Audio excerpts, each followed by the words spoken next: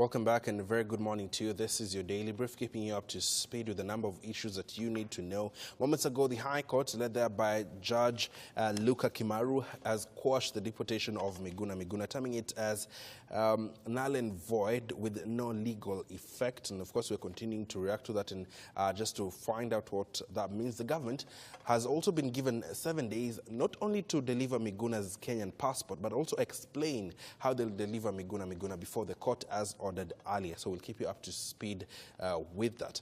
Let's just cross over borders a bit. And last night, South Africa's President Jacob Zuma decided to actually bow out due to pressure from his party, that is ANC, and decided to resign for a number of reasons which he gave and which we shall be reacting to. But before that, just in case you are not able to catch that bit of his press briefing, here's an excerpt. I have therefore come to the decision to resign as President of the Republic with immediate effect.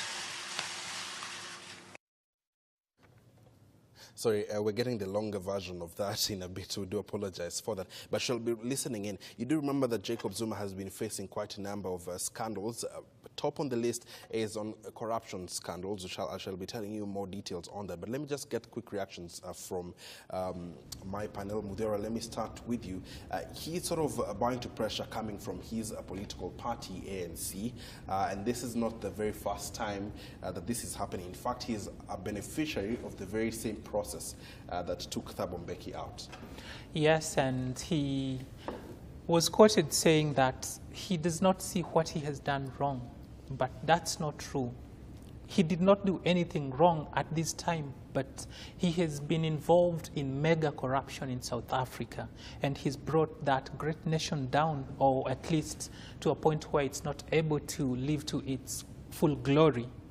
Now, he stepped aside because he said he doesn't want to see people fight and die in his name, which is honorable. But something I must commend South Africa is where they are in terms of party structure and party democracy, because ANC has shown that if you allow parties to mature, you're able to have the right leaders in place. They recalled Thabo Mbeki because they felt he was not representing the interests of the people. They have done it again with Jacob Zuma. I pray for a day when Kenya will get there.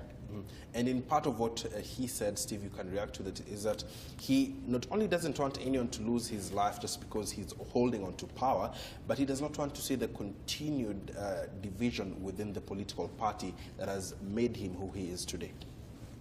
Well, first, I think the kind of standards that South Africa is setting in terms of democracy, I don't think there is any country in Africa that is yet to get there. I mean, we'll get there even soon, or is yet to get to where South Africa is in terms of democracy. And having said that, I think the decision by the President Zuma, to resign, because he had an option of even not heeding to what the like of Ramaphosa and the likes were telling him, the pressure that they were mounting on him. He had an option to reject that and even to rebel against that. But I think he saw that when, in case he would have, rebelled against such pressures from the public and from his own party, then that would lead to loss of lives, would lead to, eroding some gains they have made as a country. And so I think that was a wise decision. But having said that, I know we all know the kind of troubles Zuma has brought to South Africa. Cases of corruption, very big corruption scandals. You heard about an instance where he spent a lot of money to build a home that he doesn't even need, and that was from the taxpayers' money. And on the other hand, we have unemployment rate really growing.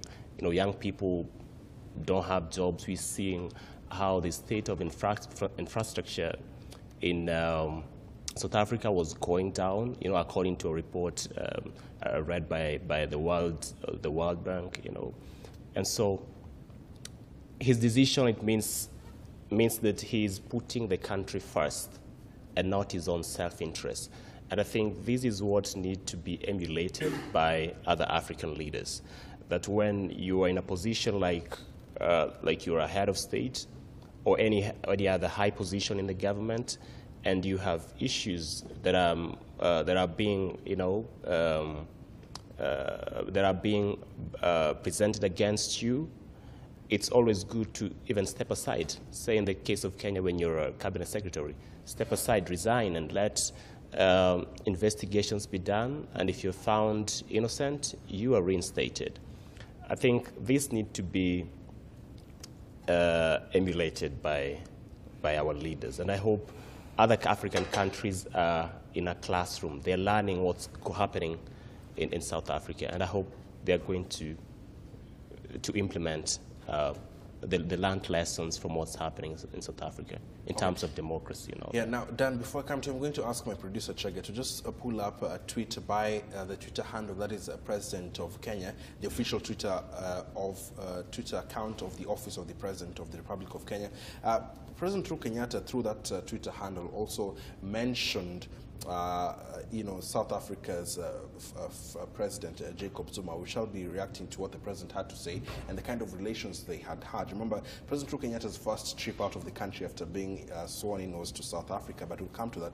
But Dan, your immediate reactions to this? I think that South Africa is a really true example of democracy in Africa, where parties are really working and they are working for the citizens. To the best of my knowledge, Zuma could have decided to remain in power, but the kind of force that was behind him could not allow him. In fact, for the last 1 week, I've been thinking Zuma was to resign. But because there is democracy, and through democracy, he is out. And this is what we are actually asking for. Look at what is happening in South Africa. Muthiora has spoken about corruption and every other issue. Remember, South Africa for many years has been the power of a strong economy. Yes. In fact, it has been, in Africa, it has been leading. But as it is right now, Nigeria and Egypt are actually ahead of South Africa.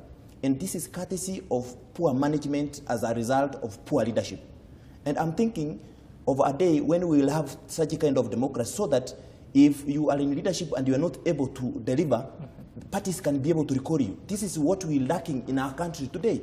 So that if Muthiora cannot be able to deliver in their party, citizens are able to recall him and tell him, listen, Muthiora, you are not able to deliver. Because you see, after all, as citizens, what are we looking for? We're looking for people who are going to work for us and deliver what is their mandate, what they have actually promised citizens. And that's what's happening in South Africa. And I think from there, where South Africa is moving to is a positive, is going to be positive for them, because you see, leadership has changed, and I want to believe it will take them a while, but the economy is again going to bounce back. Okay. This is what President Uhuru Kenyatta had to say. Let's just put that on the screen. My brother, SA President, that is Jacob Zuma's official Twitter handle. We appreciate and salute you for the role played in enhancing our friendship with the people of South Africa. We wish you well in our next phase of service and leadership. My ANC, that is the official Twitter handle of the ANC party, has once again reminded us the importance of strong political parties. Muthiora, pick that, because President Uhuru Kenyatta actually attended the 106th anniversary of the ANC party as part of his official trip. And some had actually said that the president was very keen on what is happening within South Africa, and that is why he had separate meetings, not only with Jacob Zuma, but also with Cyril Ramaphosa, who is now the leader of the ANC party. Well, he went there to take a few lessons, and I think he's getting it right if you look at how he's marshalling his Jubilee party. It might seem excessive right now. We've heard from some quarters people say that when he calls them for parliamentary group meetings, he goes to lecture them. But then our democracy, party-wise, is still at a toddler stage, and we see a lot of misbehavior with our leaders. Yeah. We need someone to take charge and show the way. And I believe his trip to South Africa was he wanted to maybe learn from the best in Africa, how they've been able to have a party hold that long and still be effective. And I hope, and I have seen signs, that Jubilee could just be a party that was not for this election and the previous one, but a party that's going to be here for a long time. And should Kenya go in that direction, I feel this impunity and idol worship that we give to political leaders will come to an end, and our politics will shift from being personality-based to issue-based, and that's what will move Kenya forward. Ideally, you know, Steve, ANC is what, rather, KANU right here in Kenya is what ANC should have been, given that it is one of our longest surviving party. What do you think has hindered that from happening over the time? Of course, I think, like you said, you know, but that hasn't happened. You know, we're seeing issues of party structure, and we're seeing a lot of party leaders who, or parties that are after, that are playing a lot of tribal politics. If you look at ANC, you know, there is, them it's about very, you know, very tangible, you know, issue. It's an issue-based. They play issue-based politics, you know. So that's why you're seeing if say Zuma, you know, has been found committing certain corrupt practices, then on the basis of that, they getting him out of office, you know. So for them, it's about it's issue-based politics. It's never about tribal politics. And I think now, for the sake of KANU, you know, it's been playing a lot of, and other parties. KANU today is 57 years old, just about to turn 57. I didn't know that. Okay. Steve, hold that thought. Maybe you can ponder on that particular, right, you know, fact. Let's cross over, right? Let's come back home a bit before we go on matters Zuma resigning.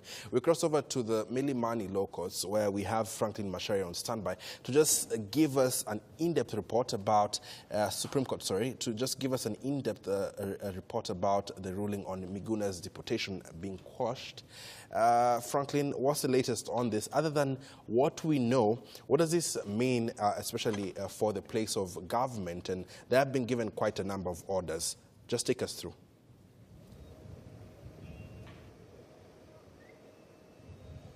Things are happening a bit fast, Ian, and now we are at the Supreme Court. Just outside the Supreme Court buildings, you can see a battery of lawyers here. They have come to register their disappointment with the executive in following or in effecting court orders.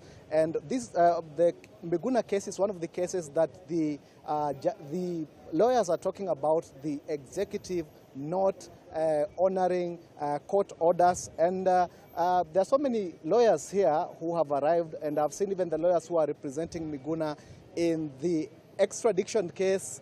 They're here, or in the deportation case, they're here, including Senior Counsel James Orengo. They are just expressing their disappointment with the executive in following court orders. And what we know now is that Miguna is supposed to come back to the country, and the government has been given 7 days to explain the process and the day which he will come back. And the government has actually been ordered to surrender his passport to the court saying that by the time that Miguna was deported, he was under the custody of the court, and therefore the police were not, or the immigration department was not supposed to deport him before he is presented in the courtroom. So that is what is happening now. We can see the lawyers addressing some of the journalists who have come here, and maybe we'll be able to get closer and get to hear what they are talking about. And of course, this coming just a day after the ruling Jubilee Party expressed disappointment in what it says is the judiciary favoring the NASA side, as opposed to being fair in its judgment. So we'll just be on the lookout and find out probably what will happen after the lawyers finish their meeting here. They have had a demonstration all the way from the Milimani Law Courts up to here at the Supreme Court. Ian. Okay, thank you very much for that, Franklin Macharia. Of course, we shall be waiting to hear what Chief Justice David Maraga has to say in line with this. Remember, he will have to be reacting to the to the protest by the lawyers, as well as a letter written to him by the head of secretariat that is of Jubilee, that is Raphael Tuju. Let's also cross over to the office of the Attorney General, where he's meeting representatives from the Swiss embassy at Sharia House in regards to a joint press conference. Let's listen in, and then I shall be telling you more details about that, and perhaps if he may also take a question about his resignation. That might also be something that will be key, since this is his first appearance after he formally handed over his resignation letter to President Uhuru Kenyatta. Secretary, Monsieur Ambassador, I want from the outset to welcome you to Kenya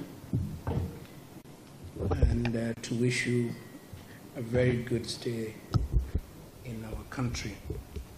We meet here today to celebrate the continuing friendship and cooperation of our two countries in several areas, but particularly in the fight against corruption.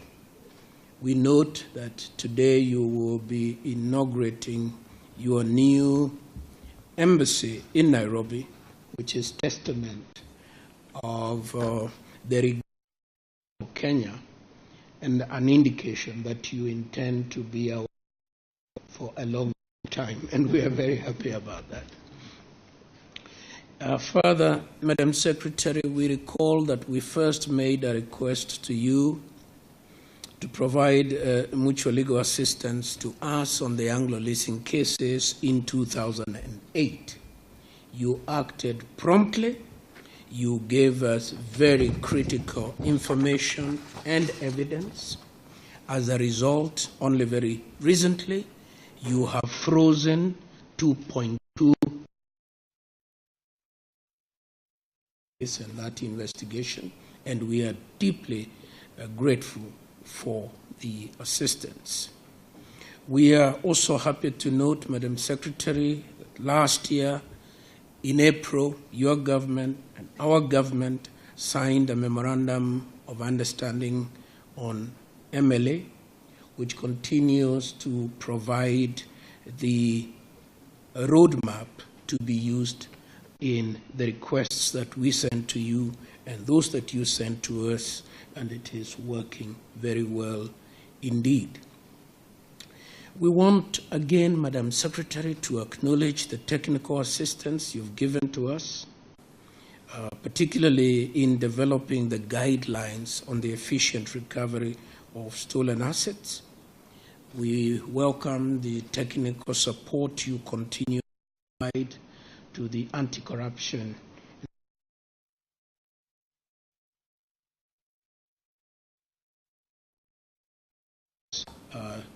embedded within the Commission.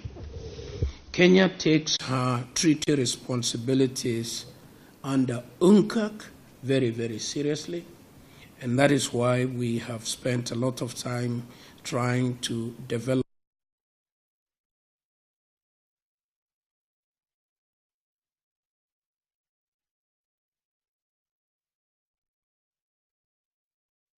our head of the financial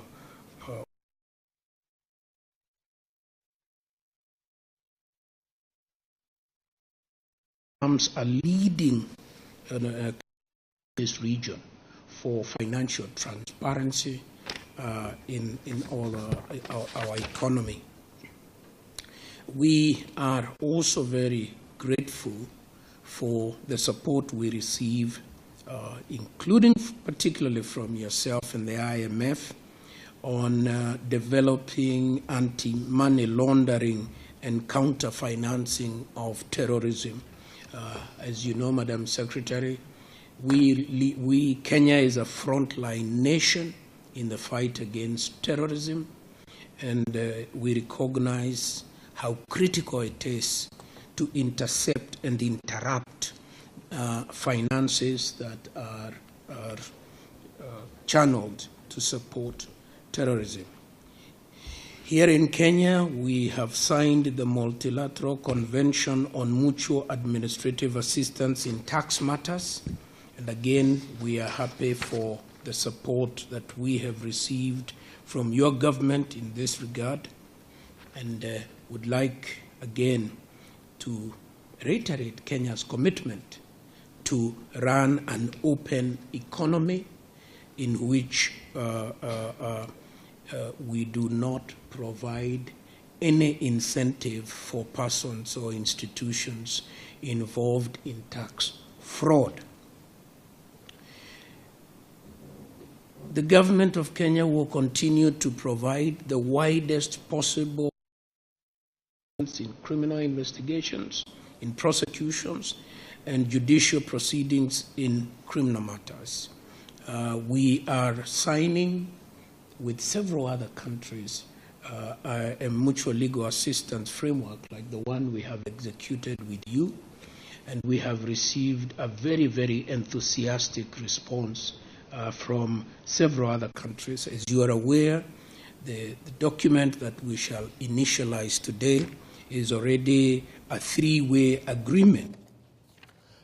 Happening right now at the Sharia House is a joint press briefing between His Excellency Ambassador Roberto Rossetti of Switzerland and the Attorney General of Kenya, Professor Githu Muigai, in regards to mutual legal assistance in criminal matters. And of course, this is just a way the two countries can work together to solve legal issues when it comes to criminal matters. We shall keep you up to speed. Remember, that is Professor Githu Muigai's first public appearance rather after he handed in his letter of resignation.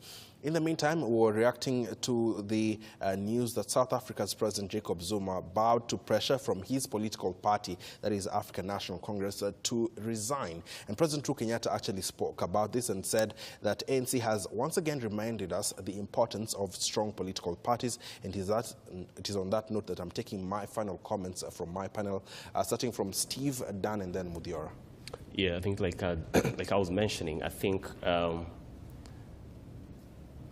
one of the things that I believe has kept on a party like ANC holding for that long is, they're not playing tribal politics, They're playing politics that are based on,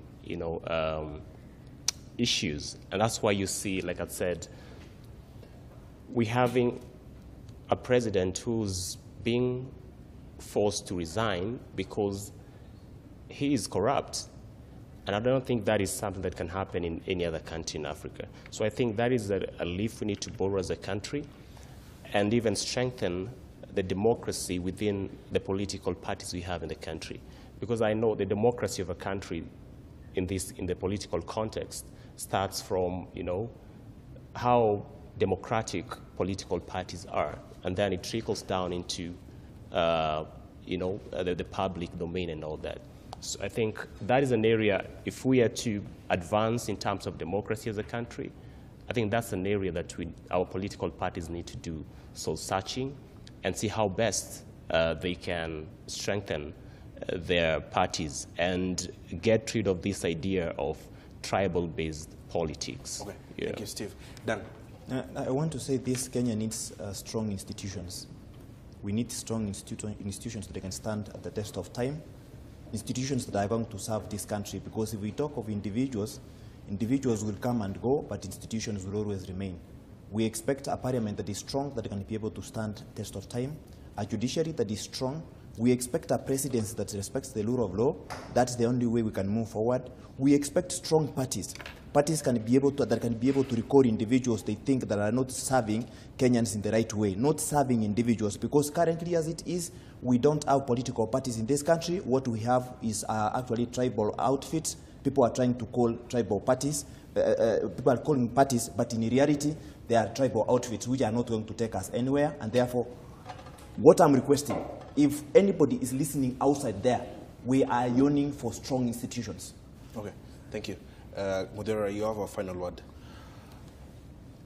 I would urge Kenyans that we borrow a leaf from South Africa. They have resisted poor governance and leadership. I would like to urge Kenyans to resist tribalism, to resist non-representation, to resist corruption, to resist poverty. let us fight for a united nation. That's how we'll forge forward faster for the benefit of everyone. Okay, thank you very much. Steve, you have something to say? Yeah, I think Okay. in my final submission, what I'd like to say, like Yeah. I've always said before, the biggest test that the president has in terms of building a legacy is leaving behind a united nation. And so he should go out of his way to make certain that, these issues of division are well addressed, and let him behave like a father, When you're a father, you have kids with different behaviors. And so when your kid behaves in a certain way, you don't reject him. You don't just reject him. You get a way of correcting him with love and finding a way of accommodating his views and just bringing him to be the right. Yeah. Okay, thank you very much. I've been speaking to Mudiora Carriera, Steve Ogutu, as well as Dan Muchongo. Thank you very much, gentlemen. Now, it's a wrap for your daily brief, but that I'm not leaving you without telling you what you need to know so far, is that the High Court has quashed the deportation of Miguna, and of course we shall continue to react to that, has given government a number of orders. Franklin Macharia is following that. We had Chief Justice David Maraga swear in 2 Deputy Inspector General of Police as members of the National Police Service Commission, and of course Zuma resigned. More on these details at the top of the hour, which is during Newscut. Up next will be Inside Business. My name is Enofula. Have a lovely day.